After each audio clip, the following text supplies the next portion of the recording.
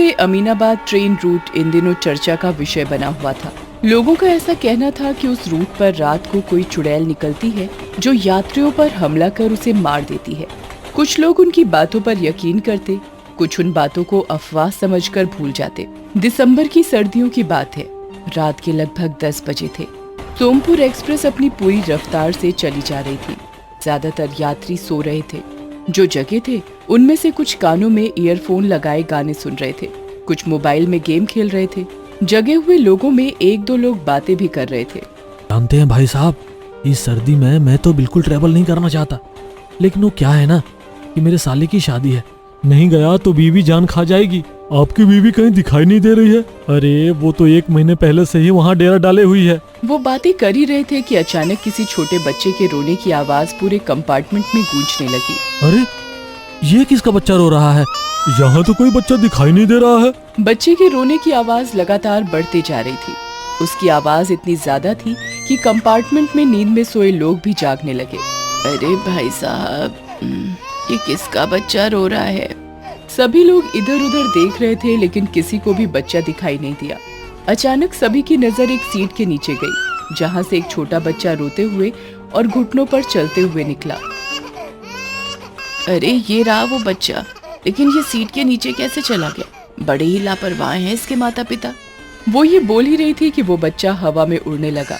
अरे ये बच्चा हवा में उड़ रहा है, क्या हो रहा है ये? कोई कुछ समझ पाता तभी चुड़ैल के वेश में एक औरत वहाँ आ जाती है और बच्चे को अपनी गोद में उठा लेती है। क्या हुआ मुन्ना, क्यों रो रहा है? मत रो बेटा, माँ है ना, माँ तुम्हें कुछ नहीं होने देगी। उसके बाद वो चुड़ैल अपने बच्चे को सीने से लगा लेती है और ट्रेन के यात्रियों की ओर देखकर जोर जोर से हंसते हुए कहती है, किसी को नहीं छोड़ूंगी मैं, किसी को नहीं, मैं सबको मार दूंगी। ये कहकर उस चुड़ैल ने एक यात्री पर हमला कर दिया। उसने उसका गला पकड़कर उसे ऊपर उठा दिया। छोड़ दो मुझे। अरे ये ट्रेन में चुड़ैल कहाँ से आ गई? वो यात्री गिड़गिड़ाता रहा, लेकिन चुड़ैल ने उसकी एक नहीं सुनी और उसे मार दिया। उसके बाद उसने कुछ और यात्रियों पर हमला कर उसे मार दिया। अब तो पूरे कंपार्टमेंट में हड़कंप मच गया। लोग इधर उधर भागने लगे। तभी ट्रेन एक सुरंग में प्रवेश करने लगी। उसी समय वो चुड़ैल बच्चे समेत गायब हो गई।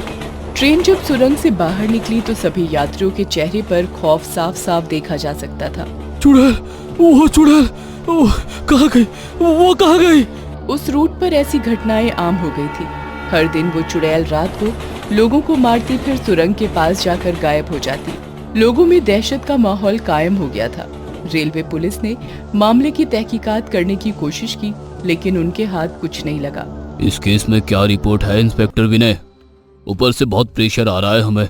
सर, मुझे तो लग रहा है ये किसी लुटेरे गिरोह का काम है, जो चुड़ैल की अफवाहें फैलाकर यात्रियों को उनका सामान लूटने के लिए मार रहे हैं। लेकिन कुछ लोग तो दावा कर रहे हैं कि उन्होंने किसी चुड़ैल को देखा है। सर, इसी बात की तहकीकात के लिए आज मैं खुद उस रूट पर ट्रेवल करने वाला हूँ। इंस्पेक्टर विनय केस की तहकीकात के लिए उस ट्रेन में सवार हो गया। उसकी बगल वाली सीट पर एक मजदूर जिसका नाम रमन था, वो भी बैठा हुआ था। ट्रेन अपनी स्पीड में बढ़ी जा रही थी।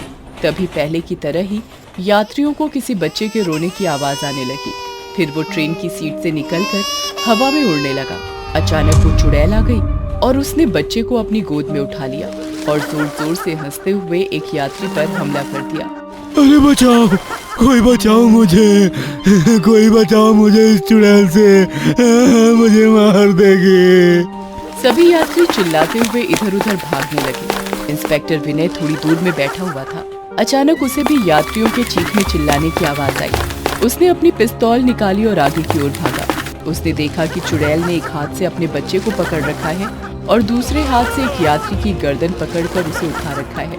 ए, छोड़ो छोड़ो उसे, नहीं तो मैं तुम्हें गोली मार दूंगा। तू मारेगा मुझे? मरे हुए को भी भला कोई मार सकता है क्या? ये कहकर चुड़ैल ने उस आदमी को छोड़कर इंस्पेक्टर विजय का गला पकड़ लिया। इंस्पेक्टर ने अपने बचाव में गोली चलाई। गोली चुड़ैल के सीने में लगी, लेकिन वो हंसती रही। तभी गोली की आवाज सुनकर इंस्पेक्टर विनय के बगल वाली सीट पर बैठा रमन भागता हुआ आया। चुड़ैल को देखते ही वो चौंक गया।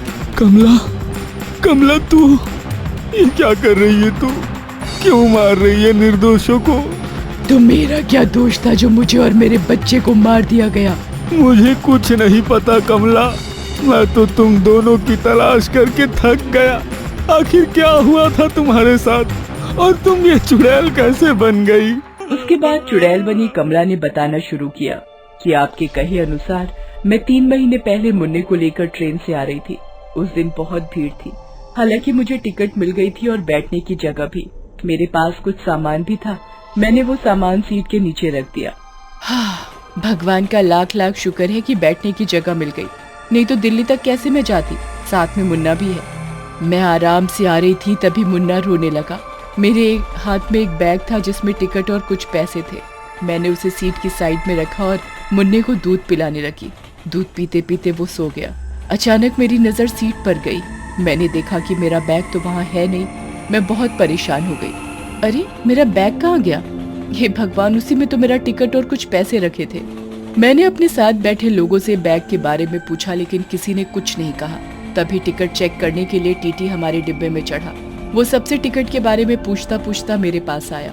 टिकट टिकट टिकट, अरे सुनाई नहीं पड़ रहा क्या? टिकट दिखाओ। अरे तेरे जैसों से मेरा पाला हर दिन पड़ता है। टिकट विकट तो लेना नहीं और रेल में ऐसे बैठ जाना है जैसे उनके बाप की रेल है। हाँ सर, मैं झूठ नहीं बोल रही, मैंने टिकट लिया था, लेकिन लगता है भीड़ का फायदा उठाकर कोई मेरा वो बैग ले गया जिसमें टिकट और पैसे थे। मुंह बंद कर अपना, शर्म नहीं आती झूठ बोलने में? चल फाइन निकाल, फाइन निकाल। वो टीटी बहुत ही बदमाश था। उसने मेरे साथ बदतमीजी शुरू कर दी, लेकिन ट्रेन में किसी भी यात्री ने मेरी मदद नहीं की। मुझे भी बहुत गुस्सा आ गया और मैंने उसे खींचकर तमाचा मार दिया। टीटी को उम्मीद नहीं थी कि मैं कुछ ऐसा करूंगी। वो गुस्से में आ गया और मेरे बाल पकड़कर खींचते हुए मुझे ट्रेन के दरवाजे तक ले गया। तुमने मुझ पर हाथ उठाया, मुझ पर।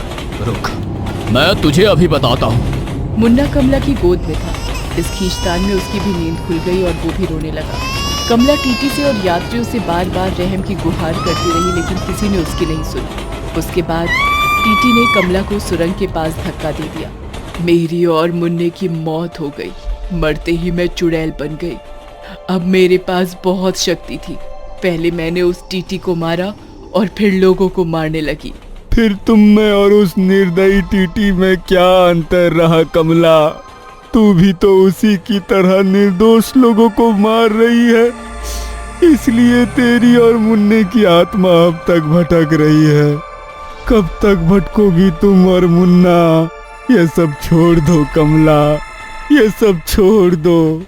आप ठीक कहते हैं, मैं मुक्त होना चाहती हूँ। मुझे और मेरे बेटे को मुक्ति दिला दीजिए। उसके बाद रमन ने कमला और मुन्ने का पूरे विधि विधान से अंतिम संस्कार कर दिया। उसकी आत्मा को मुक्ति मिल गई।